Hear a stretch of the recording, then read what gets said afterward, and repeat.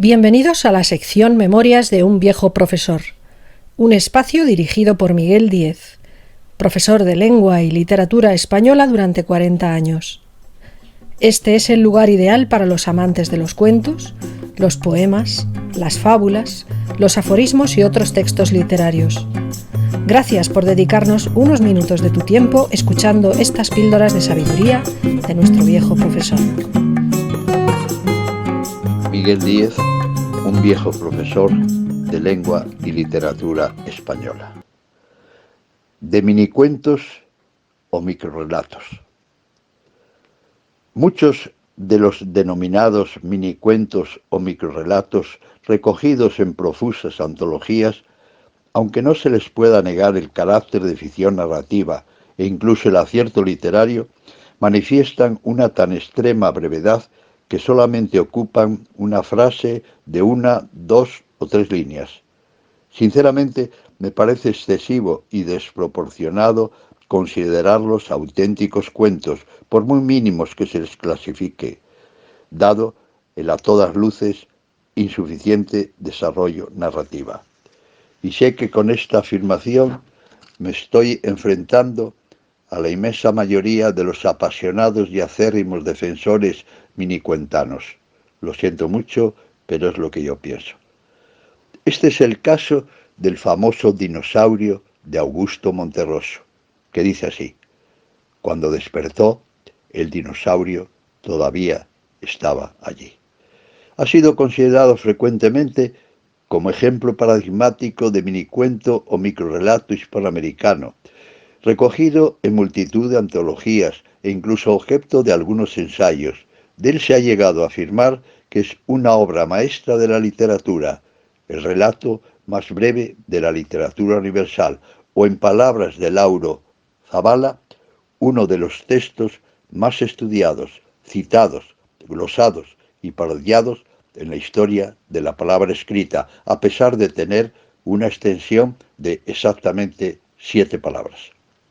Podríamos traer a colación otros ejemplos, tanto más pequeños o acertados que el famoso y tan citado de Monterroso, y también como el suyo, recogidos como minicuentos. Por ejemplo, mientras subía y subía, el globo lloraba al ver que se le escapaba el niño. De Miguel Saiz Álvarez, España. Otro. Le escribió tantos versos, cuentos, canciones y hasta novelas que una noche, al buscar con ardor su cuerpo tibio, no encontró más que una hoja de papel entre las sábanas. De Mónica Lavín, México, 1955. Pero no debe olvidarse que ya en 1910 Ramón Gómez de la Serna acuñó la denominación de greguerías para un tipo de textos del que él es el más acertado y prolífico creador, como los dos siguientes. Al agonizar el viejo marino, pidió que le acercasen un espejo para ver el mar por última vez. El portero no la vio entrar, pero la vio salir. Era la muerte. Aunque estas pequeñas e ingeniosas piezas, como en los casos citados y según hemos indicado, sean pequeños textos narrativos, incluso con un acertado toque poético o pincelada lírica, es decir, ficciones narrativas en síntesis, pienso que carecen del necesario desarrollo para que puedan considerarse cuentos. Creo que se debe evitar la palabra cuento o relato y dejarlos en lo que verdaderamente son, minitextos o si acaso minificciones. Si nos centramos en el caso de los que sí consideramos verdaderos minicuentos o microrrelatos, auténticos cuentos en el mejor sentido del término, es decir, pequeñas y acertadas muestras narrativas de fugaces pero intensas situaciones, realistas unas, otras fantásticas pero siempre con notable carga simbólica, hay quienes pretenden presentarlos como el gran hallazgo literario de estos tiempos posmodernos, como si en la larga historia de la literatura no hubiera habido sorprendentes muestras de cuentos muy breves.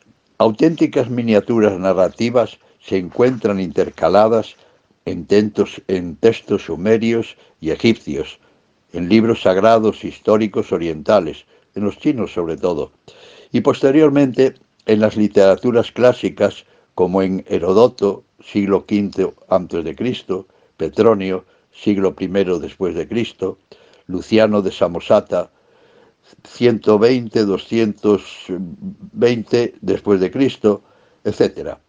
A esta sucinta enumeración habría que añadir las fábulas o apólogos procedentes en gran parte de Esopo y de colecciones hindúes, por ejemplo, del Panchatantra, siglo IV a.C., los recogidos en las Mil y una noches, o en recopilaciones de la cultura sufí, además de los famosos ejemplar medievales europeos en los cuentecillos tradicionales de nuestros siglos áureos, recopilados por el hispanista francés Maxime Chevalier.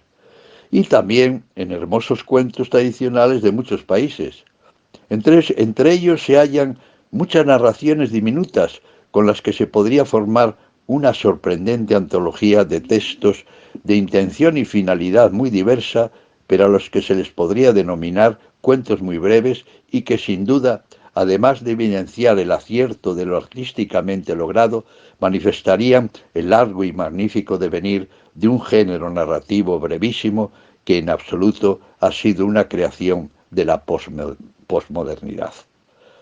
¿Cuál es entonces la extensión mínima de un texto narrativo para estar seguro de que nos hallamos ante un cuento? Es muy difícil precisarla o cuantificarla. Es el lector inteligente y avezado quien sabrá distinguir, gracias a su competencia literaria, entre una narración breve y condensada, que es un cuento, y otros textos que deben quedar en lo que verdaderamente son, acertadas e ingeniosas frases, pero que nunca pueden enmarcarse en la categoría de un subgénero narrativo de muy antigua raigambre y dotado de una forma genérica y estética definida y uniforme dentro de su variedad. Pero sin embargo, sí pienso que en media o una página, más o menos, puede haber un verdadero y hermoso cuento. Seguiremos otro día hablando de hermosos minicuentos o mini relatos, verdaderos cuentos. Un saludo.